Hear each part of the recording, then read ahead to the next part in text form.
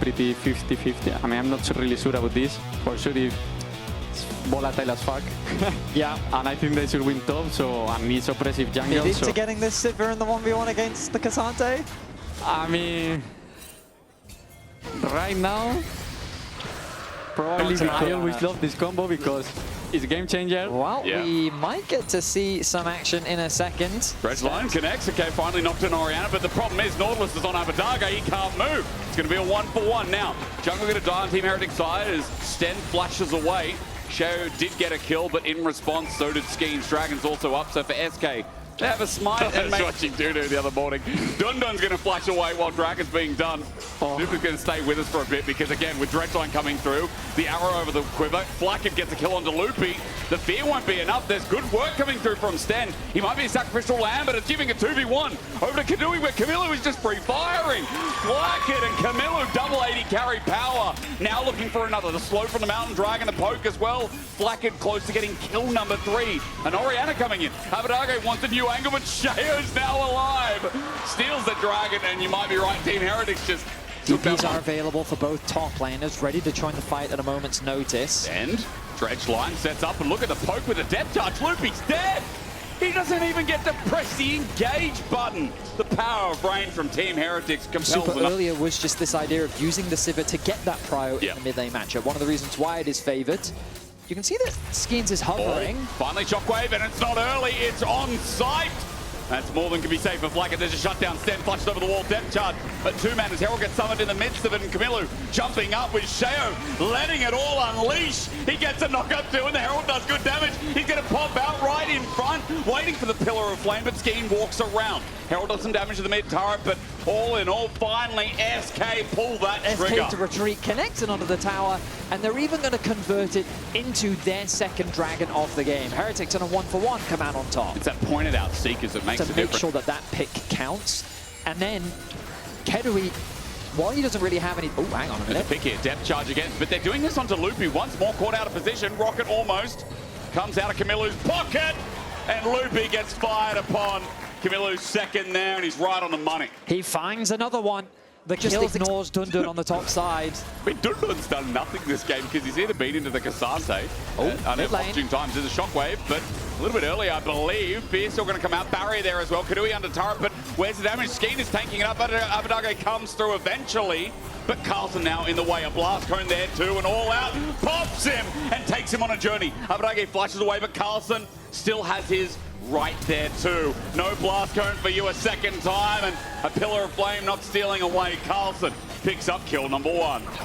So a 1-for-1 trade is Flacket. There's little that the Varus can do in these situations. Flacket does have his flash back up, and he might have to use it. He does, but he gets caught anyway, and there it is, the combo finally. Lay it on with the Magnet Storm from Loopy. SK, useful fight. Kadui's poked out. Camilo still has a bit of damage in his back socket, but for now, even with a phosphorus bomb not connecting, Team Heretics have to back away. SK pull the trigger, and it works well again. On the way, Camilo is in the area. 9k at 8. Camilo, as you said, the poke is big. Dundun has TP even after taking the turret. It's a big play for SK. Carlson running in at 4, at 3. Skeens just needs to lock down on that smite, and with phosphorus bomb poking him out, surely. Yes, he does get it. There's a direct line as well between worlds. Carlson takes him out of that said world. And Dundun going through yet another portal. Is going to take Blast Cone, flash away. Sten wanted a dredge line mid-air, but he won't find it as SK get the objective.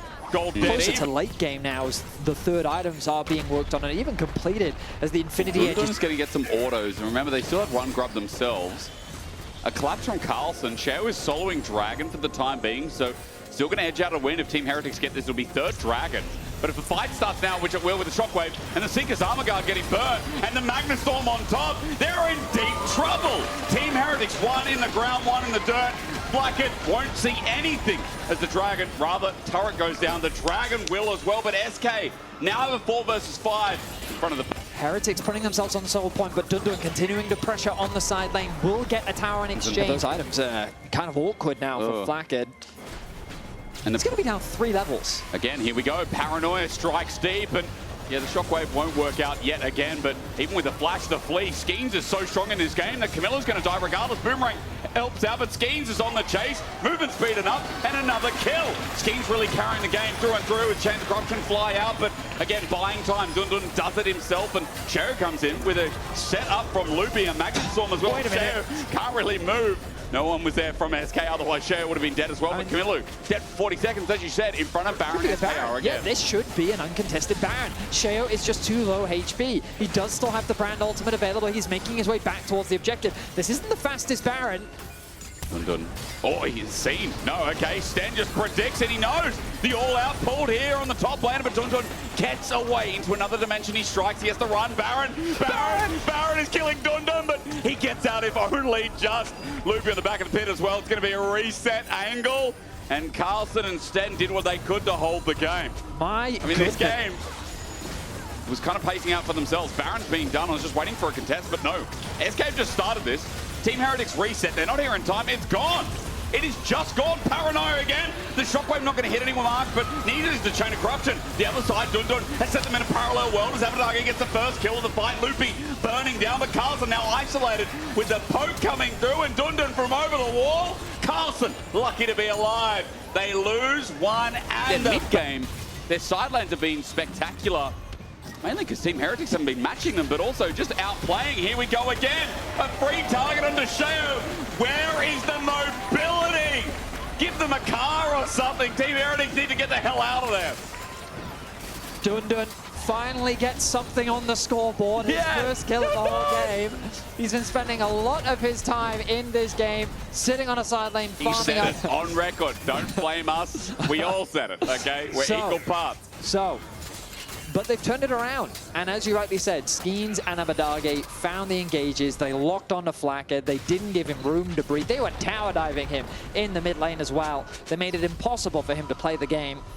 And now they're reaping the rewards. I feel like, even though Skeens Abadagi working his unit is, yes, this Dragon's going to go down. We know this is going down. I feel like Skeens has been grouped up with everyone here to face check. They're worried about how they approach this objective. And with the ward down, they see that SK are not on it for now. Poke out, a Seer comes through as well, rather the Pillar of Flame from Sheo.